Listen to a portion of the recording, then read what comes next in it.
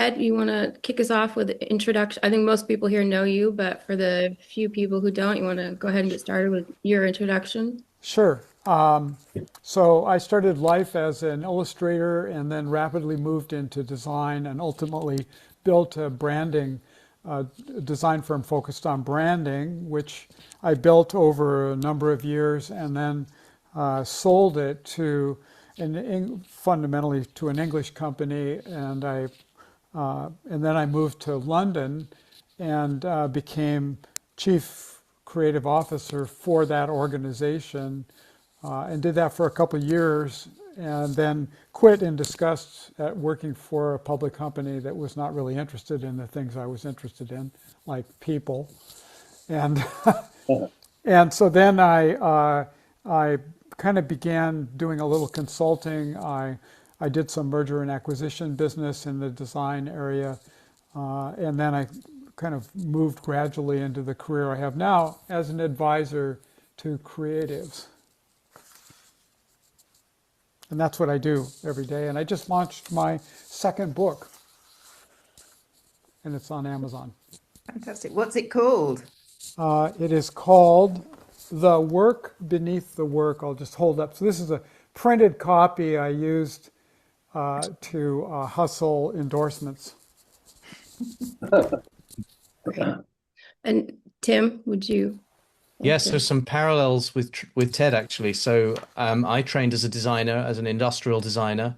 Um, Ultimately ran my own design consultancy, which I grew to around 100 people between London, Chicago, and Singapore. And then my partner and I sold it. And nowadays I work independently and I provide growth advice consulting to people running their own design businesses. And I've developed a training course called Commercial Skills for Creatives, which is available to anybody who would like to get better at selling creative services. And I sort of sum up what I do with my mission, which is to help creatives secure the value we deserve. That's great. Thank you, Tim. And I'm Jessica Knapp. I have a PhD in communication and spent 10 years in academia teaching things like public speaking, persuasion, nonverbal communication. About 9 years ago, I transitioned to the corporate world and I help leaders sharpen their narrative, find their voice as a speaker, and learn how to take the lead in media interviews. And I especially love working with people who are not natural extroverts or want to find a different way to approach those things. So, um, I, well, first of all, we want to thank everybody for joining us today. We're really grateful that you've taken the time to have what we think is a really important conversation. Whether you're solo entrepreneurs, run a large agency, or work in house, a lot of us are nervous about leaning into the business side of creative work. We love our work, but we are often reluctant to negotiate or promote ourselves or collect payments. Others of us struggle with an established culture that doesn't make us feel safe. And we need to feel safe in order to do our best creative work because creativity requires risk. And I think the tendency maybe is to think that the culture and the creative or the culture and um, the commercial conflict and they fight each other, but they actually can go together really well and they can enhance each other. So being successful in creative business requires both the cultural and the commercial ingredients. They might seem like oil and water, but they actually go together like bread and butter. So we want to talk about how these essential ingredients enhance each other. So we're going to talk today about the foundations of healthy culture and essential commercial skills all professionals need, even those of us who are creative professionals, and why these areas are so important for your success. So just some logistical details. Tim and Ted and I are going to share a little bit for the first 40 minutes or the remaining 30 minutes of the first part. And then we're going to take your questions for the last 20 minutes or your comments or your experiences. Feel free to either raise your hand or just jump in that period, or if you don't want to just jump in, submit your questions in the chat, and I will grab those and elevate them to the conversation. And if you think of questions as Tim or Ted or I are telling a story, feel free to go ahead and put that in the chat, and I'll pull that out later in the question period. But we'd like to start with some stories that illustrate what we mean by this blend of cultural and commercial. So I'm going to pass it over to Ted for his story. So my firm went through a period when my partner in my first firm, Kathy Spangler, decided to leave the firm, and I had to kind of start over again. And it was a few desperate years of kind of scrambling to get cash flow to match the match the outflow of business revenue, as you can imagine. And so it was like hustling new business all the time. And we were profitable, but barely, basically. And we got a RFP from a local company, and I quickly looked it over and realized it was a perfect assignment for many of our competitors, but we really didn't have the portfolio for it. But I was desperate to win this business, and I was lucky to be able to actually get an appointment with the client. So I called the client, actually got an appointment with the vice president of marketing, and when I went and visited her in her office. I was actually lucky to get this appointment. When I went to visit her, we were in her office. We were discussing this assignment, and I was kind of thinking about what the right way to go about this was. When somebody rudely opened the door to her office, stuck his head in, and asked my client for something, and she tried to put him off, and he wouldn't be put off. And so finally she figured out what he wanted and got it for him, and he left the room, and she said, "Please excuse that. That was my brother." And I went, oh, this is a family business. And then I realized that the two other senior executives were brothers as well, and that the founder was dad. And I hadn't really thought of it that way until this little incident happened. And I realized, and she had the vice president of marketing title, but the man who stuck his head in the room, his title was head of sales. Usually head of sales reports to marketing. But no, not in a family business when you're the only girl and it's all brothers. And so you're given basically the girl's job, marketing. So I thought, if I can help elevate her within this business, I'm going to have a client. And I suggested that we do some research about their marketing communications, and perhaps we could spend some time at a dealer on a Saturday afternoon perhaps, and interview people who come into the dealership about how they perceive the messaging and the imaging in their marketing communications. And she agreed, and I charged her a small fee for my time for that day. We spent the day together. We got all these insights from people, like you always do when you actually ask people who are in the marketplace. And we realized that what they didn't need was another brochure. What they did need was a coffee table book. And so we put together a plan together, she and I, put together a plan for this coffee table book, including a budget. And by the way, the budget on the RFP was limited to $25,000. The budget for the coffee table book was $100,000. So we presented the this plan and this budget to her dad and her three brothers. I stayed seated.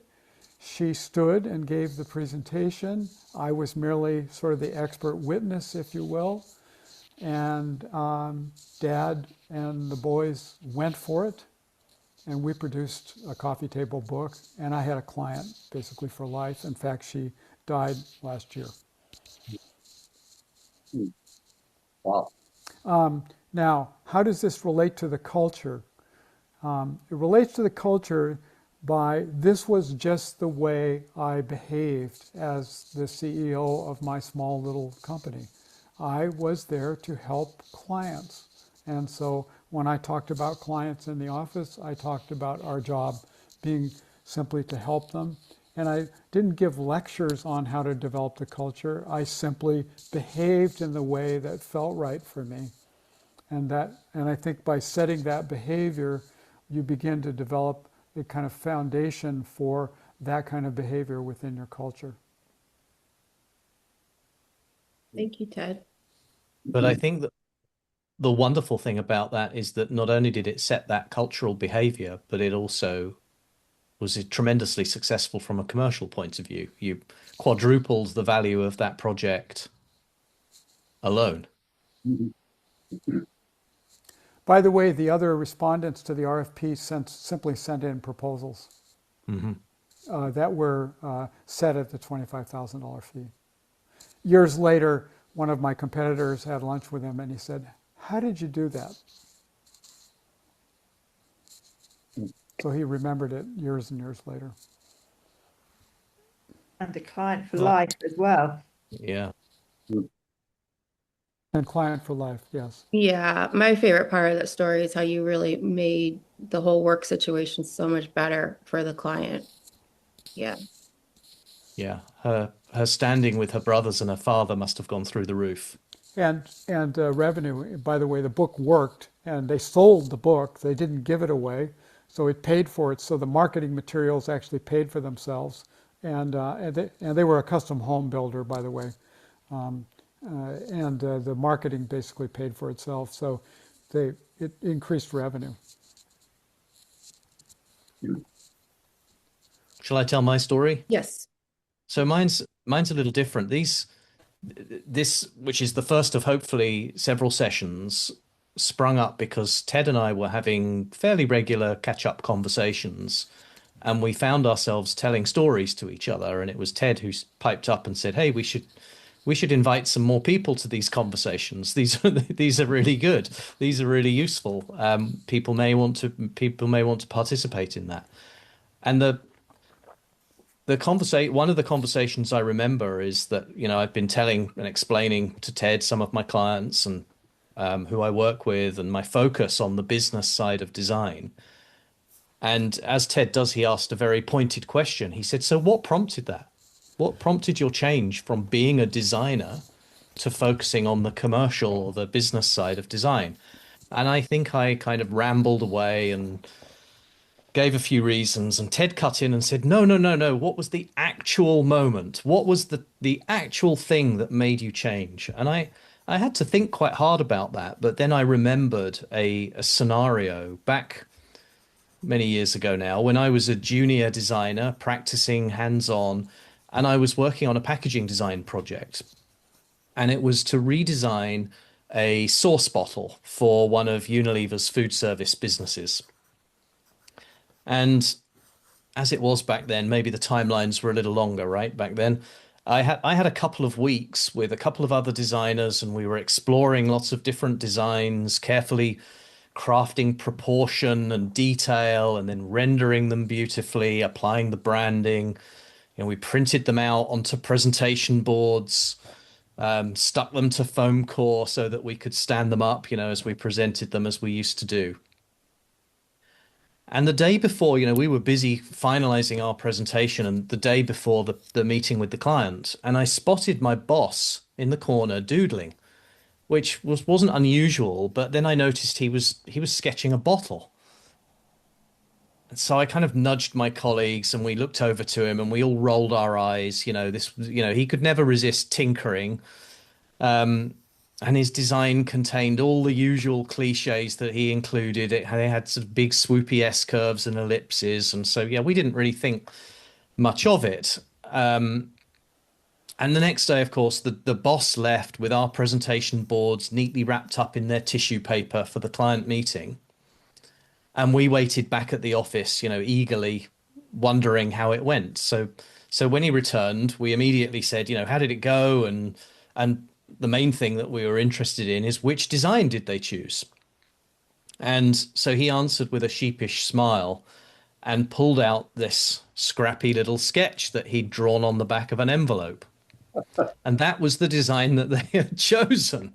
So, of course, after all of our hard work polishing our beautiful, refined, rendered designs, they'd chosen this scrappy little sketch on a napkin, basically. And we were furious, couldn't believe it.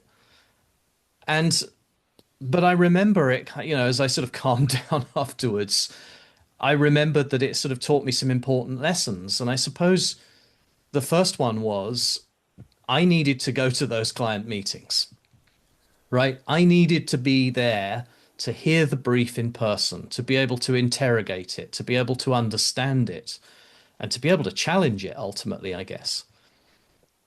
And then I needed to be at those meetings to present our work, because I'll never know whether all those designs were given equal weighting in the presentation, but I very much doubt it. I suspect most of that meeting was spent looking at his sketch on a napkin, and our boards were kind of somewhere discarded in the corner. So I realized, yeah, he had an inbuilt advantage, I suppose, in getting his design chosen. He was the one having direct conversations with the clients. And that meant that he could get right to the heart of the challenge and really understand the client's business objectives, not just the design requirements of the task we were set. And then he was able to challenge the brief. So we were even more frustrated because we found afterwards that his design didn't even follow the same rules that we'd been set in our design brief. He'd gone off piste and challenged those rules, but it was the right thing to do. So I guess I sort of felt as an agency, we'd succeeded, right? The client was happy. They'd chosen a route. It went on to be produced at huge scale because it was Unilever around the world. But I just couldn't help feeling what a huge waste of our time that was. The design, what a huge waste of the design team's time it was. So from a commercial point of view, we'd spent 2 weeks sketching and designing something that actually wasn't necessary. The idea was in my boss's head, it turned out. So from a commercial point of view, it was a real failure. But maybe more pertinently and pointedly, from a cultural point of view, it was a real failure because mine and the design team's morale was on the floor after this. We were thinking, why the hell did we put all that effort into this for nothing? So I guess that was the point where, yeah, getting closer to the action kind of crystallized for me. And we call ourselves design consultants. And I realized maybe earlier than others did that I enjoyed the consulting part of that job title and the cut and thrust of all of that, at least as much as I enjoyed the designing side of it. And I found that I left the tools, as they're often referred to, behind quite a lot earlier than my other contemporaries and embraced that consulting side earlier. And I guess that was my answer to Ted about, yeah, where did my interest in the commercial side of design and design consulting come from? The thing I find so interesting about that story is the how damaging that was to the culture of the firm, because basically he used your design as the alternative for what was a foil. It was the patsy. Yeah. It was the patsy. It was what not to do, and so he was acting without any consideration for the feelings of you and others on the staff. It was all about him. You were there to make him look good, period, at your expense. Yeah. And then of course we never forget situations like that because it made us feel horrible, and that's severely damaging to the group, frankly. Yeah. I I guess I've given it a positive spin by saying, that's what spurred me to this sort of different path that I ended up taking, I guess. Well, yeah, I mean, that's what we do. We pick up Yep. our toolbox and leave. Yeah. Yeah. Yeah. Well, thank you, Tim. So, Jessica, are you? Yeah, so my story is a Cool. little different because I was and am a solo entrepreneur. But when I was leaving academia 8, 9 years ago, I started thinking I just wanted a standard corporate job. And so I was putting in applications to um, anywhere I could. And I was having no luck. I think because I looked simultaneously overqualified and underexperienced because I have a PhD on my resume, but I'd been out of the corporate workforce teaching for 10 years. So I think employers would look at my resume and have just no idea what to do with this person. Um, and I just went in the recycle bin. And so I had some friends and former colleagues who were doing freelance work, and a couple of them graciously invited me to come along with them on some work that they were doing. And I found if I could get in the room with a client and I could explain the value of my PhD, how I could do communication workshops for them, do coaching, what my expertise could do inside their organization, then people would light up, people would respond. And so it was really helpful to get in there and be able to talk to people. I got my first really big lead with a weight loss clinic up north of Seattle, and the executive director was really interested. I got in there and I had a connection with him. My particular focus in my PhD was social support, saying supportive things to people, understanding that type of language, and that's exactly what they needed. Their doctors were being way too assertive and rough with their patients, and they needed someone who could coach their doctors on being a little bit more gentle with the patients and the way they approached them. And so he was really excited to work with me. I had a follow-up meeting scheduled with him to negotiate exactly the terms of the work I would do and the payment. And so this was scheduled out like a week after my initial meeting. I had no idea what to do with this negotiation appointment. I'd never trained in negotiation. I had no business school. This was a professional MBA. This man terrified me. I was like social skills. I wasn't all the way. I was an English major in undergrad. My PhD is in communication. I thought I was going to get destroyed in this meeting, right? I was absolutely petrified. So I called I scheduled an appointment with a negotiation skills expert, and I'm a I'm a PhD. I researched. So in between the time I had the meeting scheduled and I went in there, I got online and I looked up, this was 8 years ago, so it was before he became political, but I looked up like, what does Elon Musk do when he negotiates? And so I pulled out all this like cliche, dumb business language. And I found out like Elon Musk invents words to describe the work he does. So I thought I needed to like invent words like hyperloop and things like that to describe my offerings. So I'd invented all these words to describe my offerings. And luckily I got in there and the negotiation expert was like, no, this is no, no, no, no, we're not doing this. You are in plain language describing what you do, saying how long it's going to take you to do it, and then what you're going to charge for it. And so I got good advice, luckily. And then I spent the time between that session and the meeting with the executive just practicing basically the one sentence where I was going to say, in my experience, it takes this long to do this scope of work, and I'll charge this amount of money for it. So I could say it confidently, casually, and not sound aggressive or too harsh saying it. So I got there, I got in the meeting, and I'm still just terrified of this man. And I walk in there, and first of all, he's wearing a full suit. And if you know Seattle, that is a that is a weird social cue to be in a full suit in Seattle, right? People, you don't wear a full suit in Seattle unless you're like presenting or going on TV or something. And then as I sit down, I notice this suit does not fit him. The buttons are straining, it's wrinkled. This is not a man who's totally put together. And then we're talking a little bit more, and there's little Batman figurines all over his office. And suddenly it's registering to me, this is just a guy. This is not some like superhuman up on a pedestal who I need to be afraid of. This is just a human being, right? And then I'm sitting there thinking, you just got out of school, you have no job, you are living with your parents, Jessica. You want more money. Like you are up in your ass by 20%.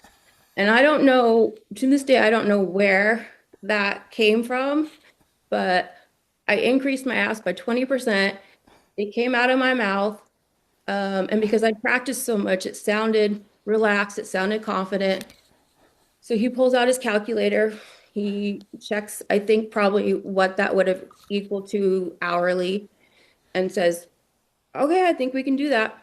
And then I said I would follow up with paperwork and we shook hands and I walked out there. And then I had the worst migraine I've ever had for the next 3 days, but it, it all worked out. It was worth it. It was totally worth it. Yeah. Yeah. Yeah. Right. So Um, what did you take away from that you've used since, Jessica? I think that, primarily that these people, the people who negotiate and do contracts for a living, they're just human beings.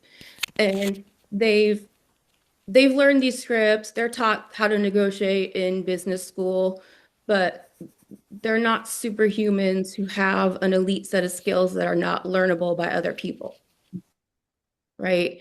And since I've done more negotiations and I kind of enjoy doing it, um, but I wouldn't call that one enjoyable particularly. Oh.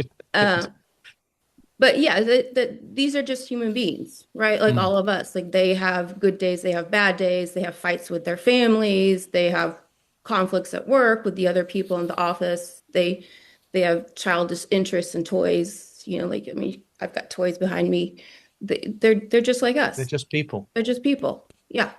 And it just took him down and kind of that whole industry of people took him off the pedestal for me. Yeah. Fascinating. Fabulous. I didn't know Velda was going to join today, and she suggested she might be able to this morning, but it reminds me of a story that Velda once told me. So Velda, you can tell me if I get this wrong. Okay, I'm intrigued now and a little worried. No, you don't need to be. It's very complimentary, I promise. So Velda is an absolute consummate business development professional. And I interviewed her once and she turned me down, so which I don't let her forget. So um so she told me about a time when she visited a trade fair as a business development professional representing her company. And she told me a technique that she used that was different to all of her competitors who were, handing out business cards and so on. And I remember you telling me, Velda, that you spotted a bench off to the side of the trade show, and there was a lady sitting on the bench with her uncomfortable shoes off, rubbing her feet. Mm. And I think I remember you saying that you went and sat with her and did the same. And a conversation naturally started, and sure enough, you found that she was a prospect for your company, and you just were able to have a very human conversation with her that wasn't about sales. It was about emphasizing about uncomfortable shoes at a trade show. And as I remember it, that led to a that led very naturally to you didn't try and sell there and then on the spot. You just empathized about sore feet, and it led to a meeting subsequently that then did lead to a sale. So again, it was a lovely sort of a lovely story about sales, I suppose, ultimately, but a very, very friendly and empathetic, people-based approach. You Have know I got what? that completely wrong? I'd completely forgotten about that story. I thought you were going to tell another story. May I tell this Please story? do. So I had been to Milan to present to a client, and I'd come back to the airport. I'd gone through security, and I was waiting in the departures lounge. And I noticed that a competitor agency was in the departure lounge too. And I knew that it was a competitor agency because they had branded bags. So I knew I didn't know the people themselves, but I noticed the logo, the identity, and they had them branded, these branded bags. So I went and sat next to them on these benches in the departures lounge, and they had been to see the same client that I had been to see. So I can't remember whether I sat next to them or just behind them, but I sat and I listened to everything that they were saying. So they were tearing the client apart. They were being super disparaging, what a terrible client she was, what a nightmare she was. They talked figures about what they'd negotiated in the meeting that day. They talked about the brands that they had been working on. This is a global chocolate brand that you would all know. So I sat there with my notebook and I was just making notes. And I got on the plane. They were heading back to London as well. They continued this conversation. And I've heard this has happened on trains in the UK, various different Mhm. situations. But the amount of information I gleaned that afternoon was amazing. And of course, I took it back and I used it. And I think all the agencies that I've ever worked at, I've always said never have branded bags. Um, That's the moral because of I that think story. it identifies you kind of straight away. I mean, in the UK, we have trains coming out of London that will be going to places like Manchester or Leeds, where you know that big brands are based. And it's incredible how many times you're on a train and you're going up to other people on the train are going up to a big retailer, or Manchester is known for certain brands, Liverpool's known for certain brands, etc., etc. The amount of people who are sitting there with their laptop open, with presentations open, they're openly on their mobiles talking about a project or a client or a brand, and the amount of information you can glean is incredible. So yeah, so not only about being human and making connections, and that is a lovely way. I am also quite sneaky when it comes to meeting. Yeah, wonderful. I take something else out of that story, Velda, which is something that I came to believe and was quite strict about actually at my company, which is to never talk badly about a client. Right. Yeah. Mm, mm. We were leaving a pitch. This is years and years and years ago, and I don't know whether this is a true story or not, but there was some kind of urban myth that the company, and it was a biscuit and confectionery company, that this company paid the local taxi firm to listen to the agencies in the back of the taxi as they took them back to the train station. So whenever I've left a pitch or whenever I've left a client meeting, I've always said, Don't nobody talk, Mhm. nobody say anything until we're in a quiet space where we can't be overheard. Yeah. Because even outside of a building with windows open, things can be. Mm. Um, I've recently left an agency with quite elderly founders, and Tim will know who these people are. And the founder did not turn off her Zoom call. She thought she'd come off it and she'd left the call, but she hadn't, and was saying some quite disparaging things about the client. And of course, that client was no more after that Yeah. call. Uh, I think s- the thi- the this, reason that the reason I was very strict about it with my particularly my senior team was just the way it made everybody else at the agency behave and feel about clients. Yeah. You know, it made them into the enemy somehow. It made the relationship confrontational. And I think that, people aren't stupid either. They can, you know, if your team doesn't respect a client, the client is going to pick up on that somehow. You know, if you obviously if you leave the Zoom call on, that's pretty fatal. But even just, you know, they'll pick up on that. They'll read between the lines. They'll get the sense that, you know, you didn't really want to speak to them.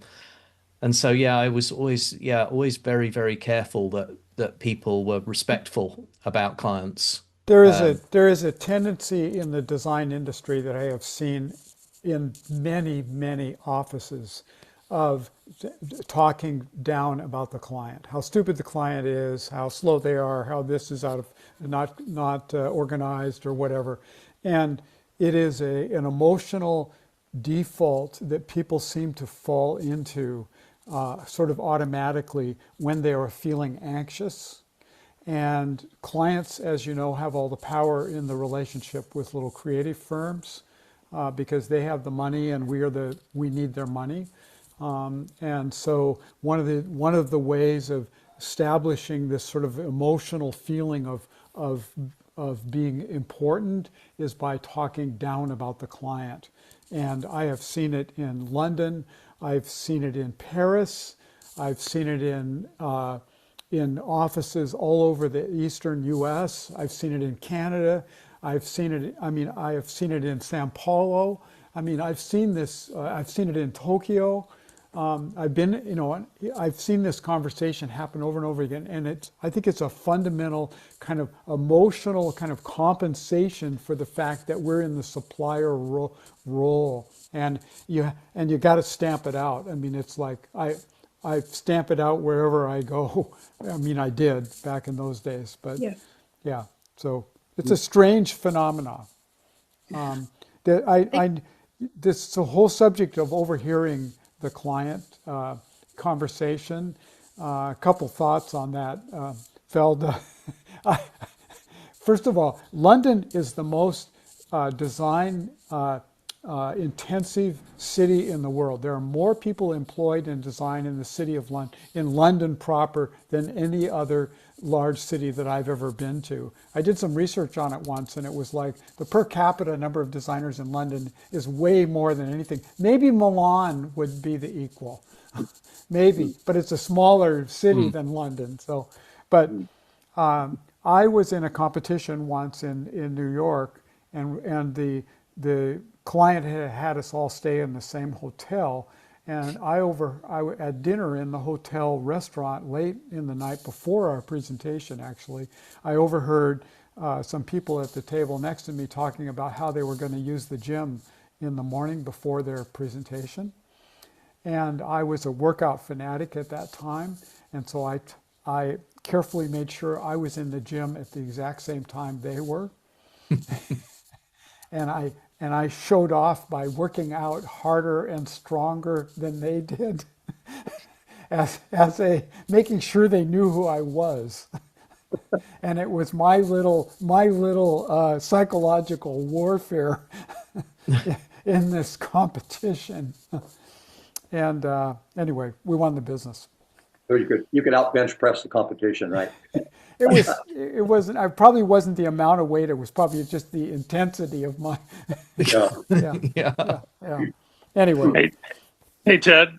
Yeah. Real quickly, the point that you just made about, you know, design firms and designers speaking about their clients in a negative way sometimes. Yeah. I'm just curious what your thoughts are on clients and how they typically think about designers.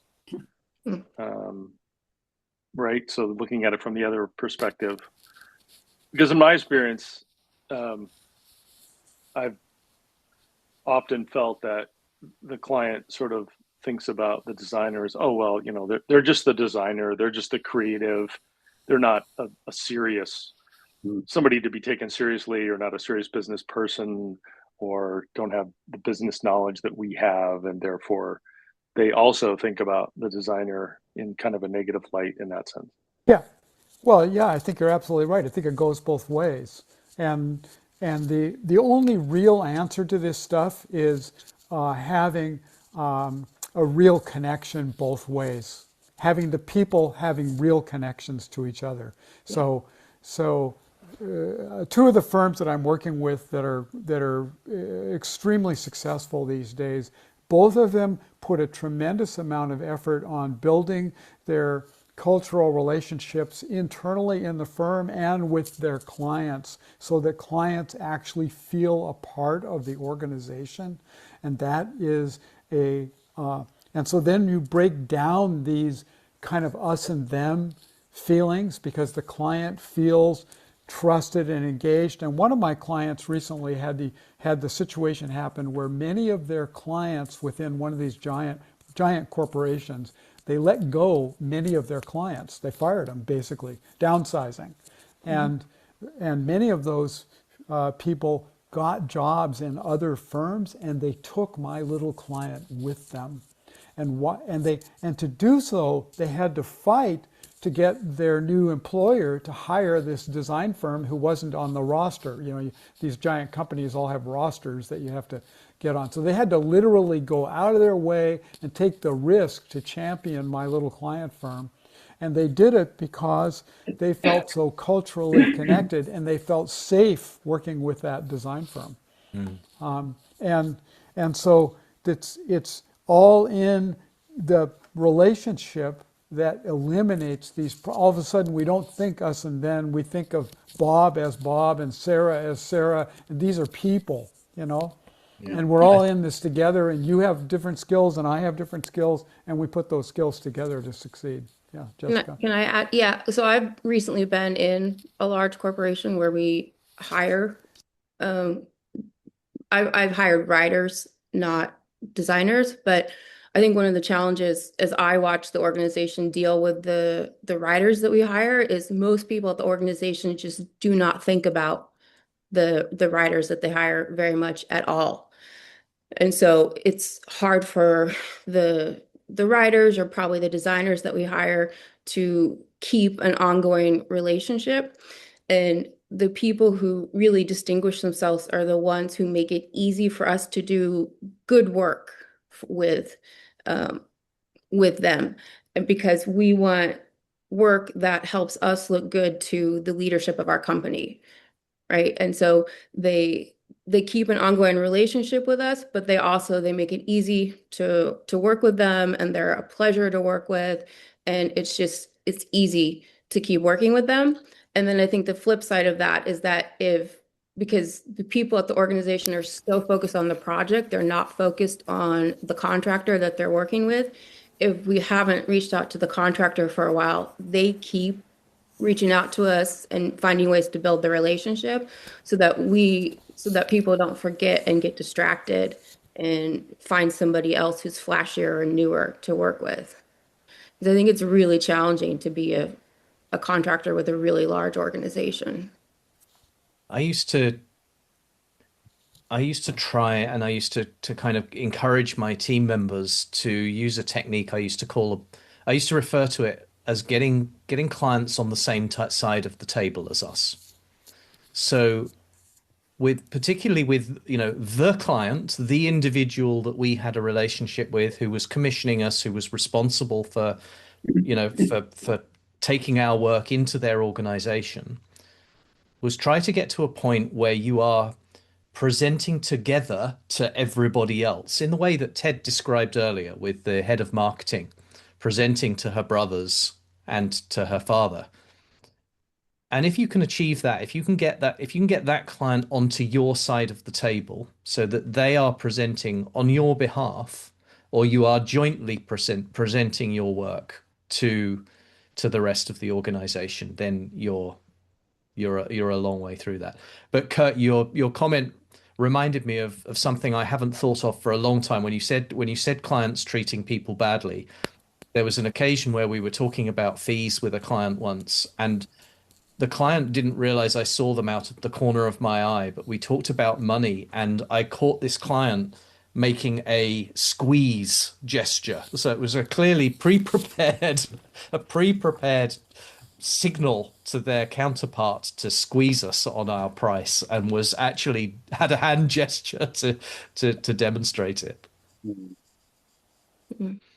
I just saw your comment, Stuart, in the chat. Do you want to read it out, or shall I? You can read it if you want, Tim. I'll No, post go the ahead. whole Go ahead. article. No, I wondered if you were able to come on camera, but yeah, go ahead, please.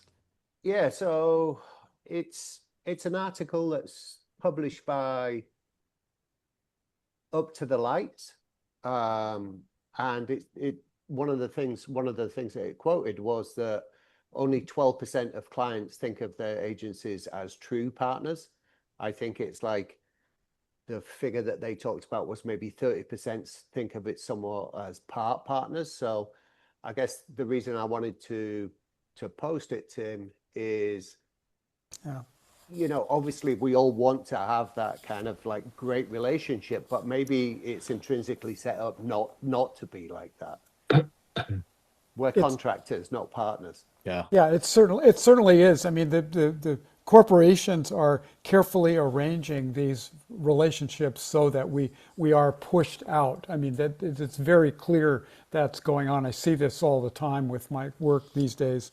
But the way around that is by being really attuned to what's really going on. So you need to have somebody on your team who is really reading that client group and really understanding what's going on emotionally with those people and what the underlying issues are, and asking a lot of questions is one of the ways to get that rolling, and especially about questions about conflicts that they've had on work that that your team has done in the past. Anything where you're actually admitting to showing some vulnerability in effect of how can we be better, by not by putting the client on the spot, but by probing around the interactions all the time, so clients feel like you genuinely care about what they think and feel. I think is really essential. It's not about parties and dinners. It's about being attuned, frankly. Thanks for posting that link, Stuart. I would encourage it. It's quite well known in the UK, but if you haven't heard about it stateside, it's there's an agency in the UK called Up to the Light, and I think their website is up. If you search that, you'll find it. And every year they do a report called What Clients Think. And it's their main business is interviewing clients on behalf of agencies. So they do this for a living to get to survey how a client feels about their agency, and they do it as a third party so that they get it, they get it warts and all. And because they do this hundreds of times per year, they anonymize the data and amalgamate it all together and put it into this report. So there's quite a lot of, so there's a lot of statistics in there, but it's based on a pretty large base size. And it's fascinating to sort of, and they give away, they've now got a sort of a light and a premium version, but even the light version contains which is free, contains lots of really great insights. So I definitely encourage you to look it up and download that report. And by the way, Design Week is a renewed publication that just relaunched about a year ago, and I've gotten all kinds of great tidbits out of Design Week over the last year. They only publish once a week, but it's good stuff. Comes out on Fridays, I think. Just going back to the, sorry, Jessica. I think Tim, did you have a question or comment? Morning. I always dislike the term vendor, and when I hear vendor, I like, I just know there's work to be done on the relationship. If you're referred to as this is our vendor Tim, or I just prefer to be called Tim, and I'll sometimes quietly tell people vendor is a very distancing term, and what we're working on is a partnership. And I think the signal that I'm always looking for, which annoys me, but it's a great signal, is when they text me. It's like they send me a quick note and like, hey, do you have a second? Or what do you think about this? Or they send me a photo of something. Or they send me a photo of their beer or something. That's what I'm looking for, is then I know we're there, because even my email signature just says text me at, please don't ever call me, but text me anytime you want. One other thing I wanted to jump back to, Jessica, when you told your story, Yes. you had a last second where you jacked up your rates. Yes. And I tend to do that too, where I struggle with what am I going to charge? What am I going to charge? And I'm like, oh, they can't charge that. And then at the last second, I'm just like, we're not asking for 25, we're asking for 42. And Hmm. like, let's start the conversation. Hmm. And maybe I'll land at 34 or something like that. Hmm. But there's like this mild annoyance at the end, and I'm just like, five Yeah. minutes, 5 minutes before a proposal, jack up the rates. And I don't know what that is. If there's just like we're going on the offense sort of deal, or Yeah. it's what is that? I think, yeah, so partly, right, partly it's a little bit indefinable, but I think it was a few things was I think I saw vulnerability in him in that moment because I'd prepared enough and my nervous system was relaxed enough because I'd done the preparation that I was able to see those signs of this is somebody who he's not some cutthroat negotiator, right? He's got the Batman figures, he's got the ill-fitting suit. Like he's somebody I can work with, right? And then also I think that made my confidence jump also. And I had legitimate expertise that company needed. And I knew that from the first meeting I'd had with them where we'd really clicked and it was clear that exactly what I had knew from my PhD was exactly what this company needed. And I kind of pigeonholed a reasonable rate. But once I got in there and I saw, okay, I think there's some wiggle room in this negotiation, my confidence shot up. I think I wanted to boost it and go for a little bit more. And then I also had in the back of my mind knowing that he might try to talk my rate down once I put out my first figure.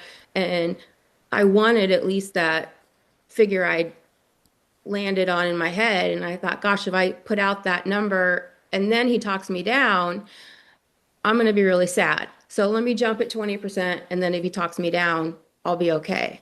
And he went with the first number I put out. I Yeah. think that's a mistake that we very frequently make is we don't expect a negotiation.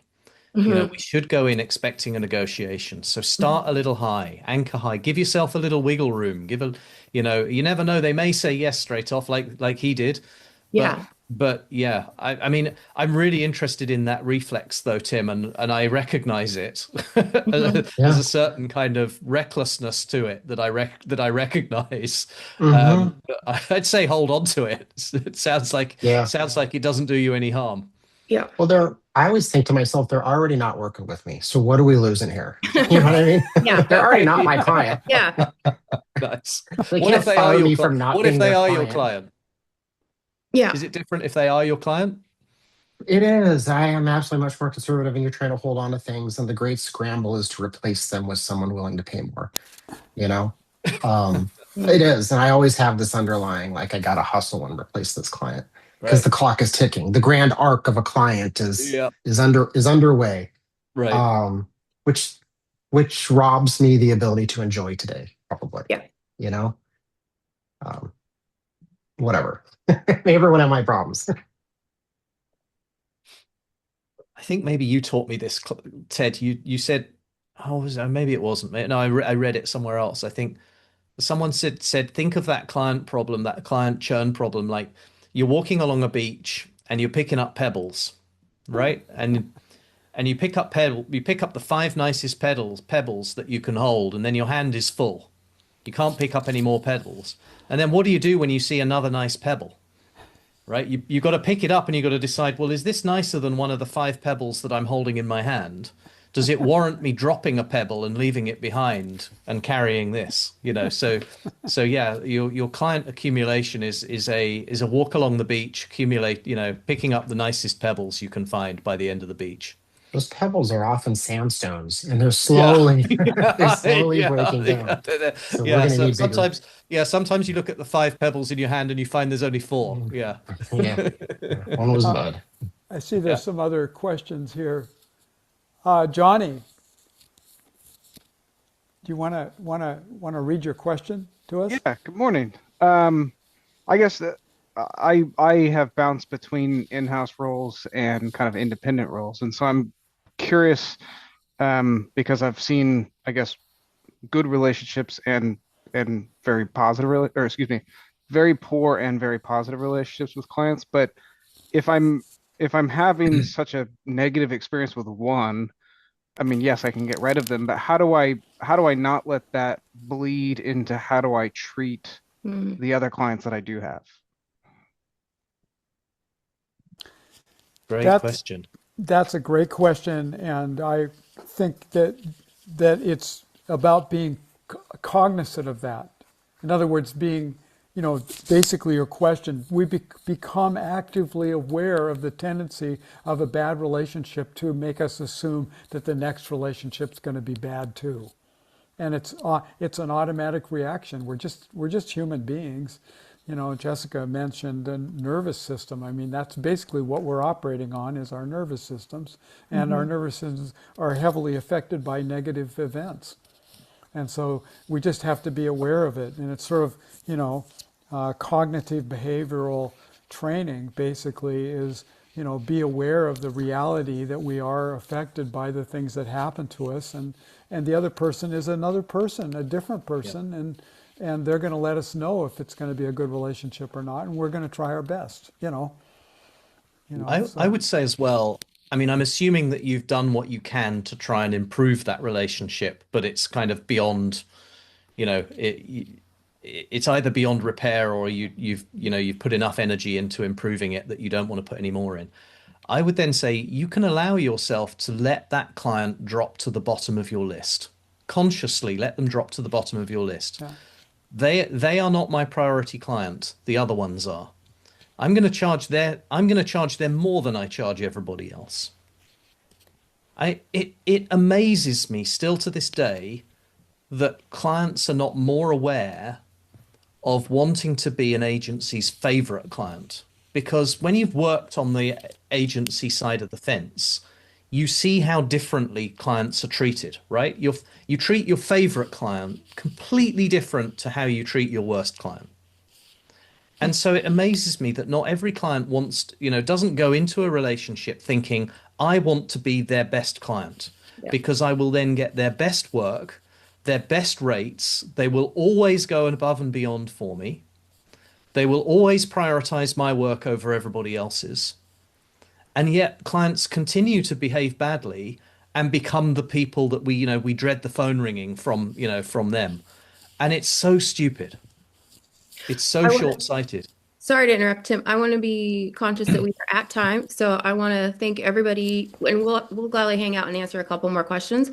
But I want to, for everybody who needs to go, I want to thank you so much for joining us today. It's been an amazing conversation, really exceeded expectations for me, anyway. And I hope you all enjoyed it. And thank you so much for joining us. Um, Yeah. yeah, Thanks to everyone for participating. That was wonderful. We thought we might just be listening to our voices, so it's yeah. wonderful to hear this too. Yeah, Okay. thank you to everyone as well, and particularly you three. Yeah, it's been really good to listen in. Thank you. Thank you. Thank you. But we'll gladly take a couple more questions if If there anything. are any more, yeah. Yeah. Anyone? Oh, and Johnny, I would just add to yours, like I'm a big fan of even little things, like just after you deal with a client you're struggling with, close the computer and walk away, just to draw a physical barrier. I'm a little woo that way, but I think it makes a big mental difference for me to do stuff like that. Yeah. I wanted to say just a real quick word about relationships. I know that was brought up, and I basically I paint now, but when I was in the creative business, so to speak, I had a client for probably 40 years where we did it, everything from broadcast to print to brochures and so forth. But the thing is, it was over a period of 3 generations. I worked with 3 of the different people, went to the older person's funeral, and basically became part of their family throughout that time. And so I just wanted to stress how important that is, that they are people, and they will also treat us the same way if we let them and show an interest in them. I just wanted to put that out before it broke. That's wonderful. A I- client for 3 lives. You had a client for 3 lives. Yeah, yeah. I was just going to say the same thing, Jim, because I think part of the job of client services and business development. And I think business development and sales sometimes gets a kind of a bad rap because you're just seen as the salesy person in the room. But I think if you're doing business development the proper way, it's about really building long-term relationships. So I've got a call with a client in a minute who was my first ever client kind of over 20 years ago. I followed him from brand to brand. He came to my wedding, I went to his wedding. Yeah. I see it as a role where I help him and he helps me in our careers. You know, we've got a kind of supportive Yeah. relationship. One of my clients asked me to be the executor of her will, which is probably a step too far. Yeah. I don't know what that says about her or me, but I think it's about building long-term relationships, and it doesn't feel short-term and transactional. It feels like, I think agencies win long term when you understand you're not going to win every time. You know, there'll be projects that are not right Mhm. because of the budget, because of the scope of work or whatever, and you have to accept that. But what you're really looking to do is to build a long-term relationship. You should use those as testimonials, I as know. on your CV, Velda. They're the most powerful proof points I think I've ever heard for a business development person. Yeah, I know. It's crazy, isn't it? Being Yeah, executive of her will, yeah, and yeah, I know. Bonkers. fabulous, wonderful. Any more questions or comments? Shall we wrap? Yep, Yeah. Thank you, that was everybody. great. Thank you all. What a Great to pleasure. see you. Meet Right. you. Thank you. Thank you. Right. You. Thanks, Bye. everyone. Right. Good Bye-bye. day. Bye bye. Bye.